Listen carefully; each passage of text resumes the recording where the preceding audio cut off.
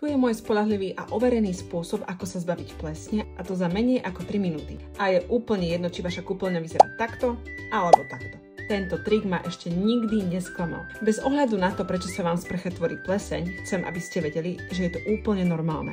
Pleseň je súčasťou prírody.